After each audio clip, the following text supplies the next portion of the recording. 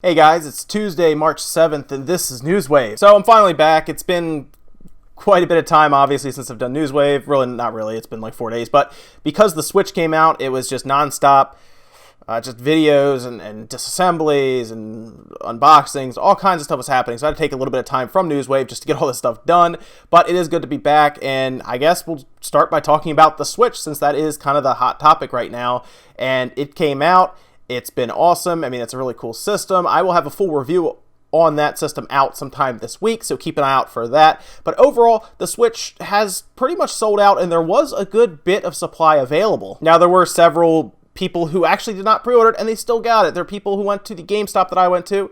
There was a good 50 or so people there at least, and everyone got a Switch, including walk-in customers, which was interesting. This was at a midnight release. So overall, the Switch was not poorly supplied from what I could tell. And at this point, it's a little harder to get, but that's going to happen with any system at launch. It sells out, it sells through, and then now the question is, how long does it take for Nintendo to resupply? So after the launch, we've had just a large window where we haven't heard anything about sales. Now, Reggie did have an interview and talked to the New York Times, I believe, and they talked about how it was a bigger success so far than the Wii's first couple days at launch, which is interesting because, of course, the Wii was very successful. Now, in the Wii's first 8 days, it sold about 600,000 units. That seemed a little undersupplied there, but they did quickly resupply, and the system took off. I mean, at that point, when they saw the demand, the Wii just jumped like crazy, and they supplied a lot of Wii's. They just sold out all the time. I mean, it was something like, within its first 2 years, it was already over 30-something million units sold through, which is insane. And from there, obviously, we know the story. It takes off. It does well. That's great. But now, here's the Switch.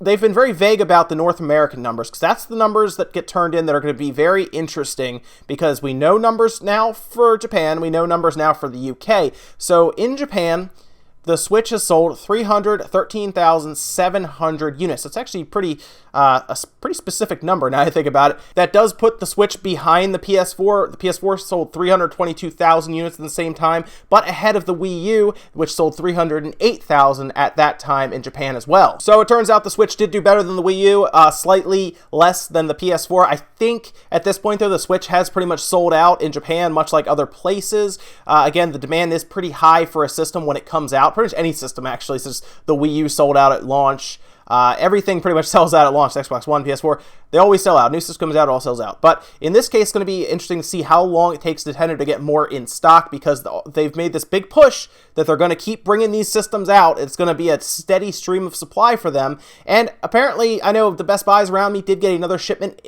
on Sunday, which was 2 days ago, and they sold through those too. So I'm not sure if Nintendo is just supplying more and more as we go along, but the big numbers are going to be North America, to see what the Americas did as the United States. What did that do in terms of sale units, because that is going to help push it over the edge. In the UK, it sold about 80,000, which isn't bad, since the UK usually is not Nintendo's strong suit. We still don't know anything about Australia. There's a lot of other regions that have to kind of come out and tell us how it sold. I have to imagine the big goal here is to get to 1 million units. I don't know if they'll get there, because that would mean that the United States had to have probably done at least 500,000 units, which is possible. But we'll see. I assume that should have been out by now. I assume we'll see that sometime this week, and I'll keep you guys up to date on that. So with that, let's stick with the sales charts. We had Horizon Zero Dawn did come in at number 1 for last week. Both Zeldas came in at 2 and 3, the Switch and Wii U. That makes sense, considering Zelda is very popular, split between 2 platforms right now. Horizon Zero Dawn did have the benefit of coming out Tuesday and then selling all the way through, obviously. That was the last Tuesday, and then selling all the way through. So it did have a bit of a jump there, obviously, to get ahead of Zelda. Now, does that affect it? I'm not sure. Would the Wii U and would the Switch numbers combined eclipse Horizon Zero Dawn? I'm not sure. They didn't put out any specific numbers. They just gave us a number chart as to who was 1, who was 2, who was 3, and so forth. So eventually we'll get solid numbers. At that point, we can do the addition ourselves and see if that's the case. But Horizon Zero Dawn is a strong game. It's a very good game. It has obviously a very large install base of 50 million plus PS4 units, so it makes sense that it would be number 1, whereas Zelda, which has a 13 million user base with the Wii U, and then a very new user base with the Switch, although everyone who bought the Switch, let's face it, bought Zelda. So yes, Zelda did still sell very well, great reviews and everything. It's an awesome game. I'm playing it myself. So Horizon Zero Dawn, Zelda, I think both sides, Nintendo and Sony, both won at this point. They both have killer IPs on their hand here, and it's just going to do well for either system. Oh, and with that, let me just stick with something here with Zelda. The reviews, of course, came out over on Metacritic. You know, it did well, got 100s, 98s, 95s, all across the board. Pretty much perfect scores for the most point. But, of course, for some reason, I don't know why, users, fans, fanboys, whoever, just aren't happy with a good game for some reason. I'm not sure. So the user score is like 7.4, and that's because apparently annoyed gamers from either the PlayStation side or the Xbox side they're just giving Zelda bad review scores for no reason. There are people giving it zeros on the user score. Can you really tell me that Zelda deserves a 0? That game does not deserve a 0. And then if you go on there, some of the profiles, they give Zelda a 0, and then they give Horizon Zero Dawn a 10. That seems pretty obvious. Now, the user score really does not matter at all. There's a reason Metacritic does not add that into the overall total, because it can be manipulated by fanboys, and you're supposed to have an objective press review this. And trust me, guys, Zelda really is that good. So it makes sense to me. It's just, I guess, unhappy fanboys because they don't have the system that it's on. They have a PlayStation. They want to, I guess, just spread the negativity around. It's weird. Really, in a perfect world, you have a PlayStation, you have a Wii U or a Switch, and you just get both. That's my mentality. I have both, so why not enjoy both great games? I don't know why you want to spend your days writing up what some of these are, 300 to 400 word reviews on a game you've never played, and then slap it with a 0. If you slap it with a 0, you've never played the game before. So stop posting about it. And we had a number of Switch glitches. And by what I mean by glitches are issues on day one systems. Now, this is not just the Switch. It happens with every system at launch. It happened with the PS4, with the blue light of death. Remember, where you'd get no picture on your screen at all. You had to send it back for a warranty issue. I remember with the original Wii, I had an issue with my Wii remote. I had to send that back, get a new one. And it happens every time. The 360 was very bad about that red ring of death. The Xbox One had a lot of power supply issues. It's not just the Switch. It's every single system that comes out always has issues. The real interesting thing will happen when we actually find out how many Switches, basically percentage-wise, have been having issues. So if it's a high number, like 10%, that's pretty bad. If it's a lower number, like under 4%, even 3%, somewhere in there, it's not a big deal. That's margin of error. That's fine. Again, a lot of systems have this issue. As long as it's not something crazy like the Xbox 360's Red Ring of Death, which is like 30 or 40% or something insane like that, which the system obviously still survives since it is a very popular system, became very popular over time, and it was successful up until the PS3 passed it way late in its lifespan. So overall, as long as the Switch doesn't have any crazy common issues, it's okay. Now, I had a little bit of personal experience with this only because one of my friends was having an issue with it. They actually sent me a text message, said, "Hey, I want to play Breath of the Wild, woke up this morning, it's stuck at the Nintendo load screen." So what would happen is he'd turn it on, the Nintendo logo would come on, and it would just be stuck right there. It would not load into the actual operating system.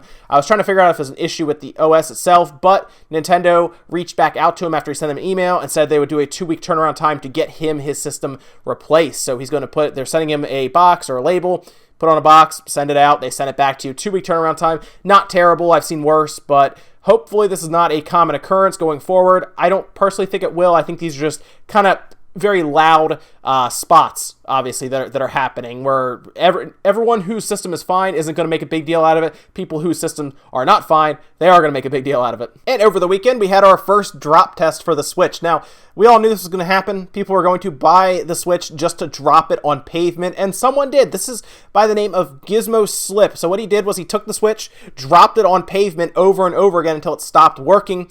And believe it or not, the Switch is way more durable than I thought it would be. So it ended up taking 11 drops to render the Switch unplayable. Like that, it played up until that 11th drop, to which it would not come back on.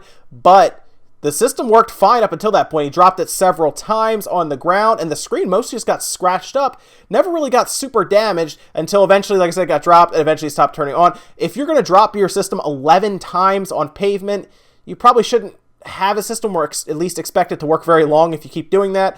Again, this is an extreme test here. It's not something that's going to happen to most of us, but it's nice to know the Switch is set up for some impact damage. So it can survive some drops, which is great news. I was worried that the system with an active fan, with a touchscreen front, Joy-Cons that slide on and off, that it would be a little more fragile if it bit the dust from, say, 5 feet.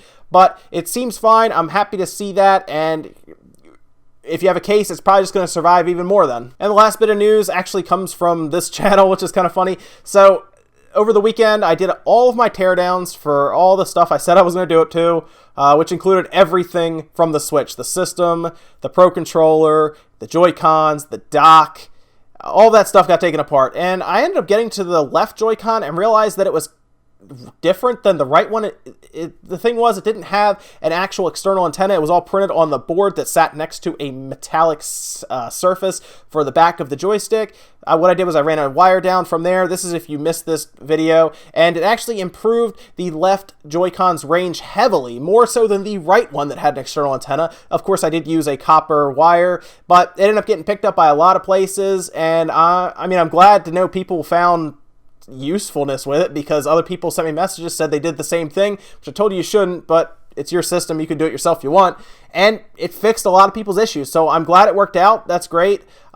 Thanks for watching, I guess, and awesome. I'm glad something came about with the channel for helping you guys with your system. And that's it for Newswave today, guys. Make sure you comment, like, subscribe, all that good stuff. We're back tomorrow again, back on regular schedule.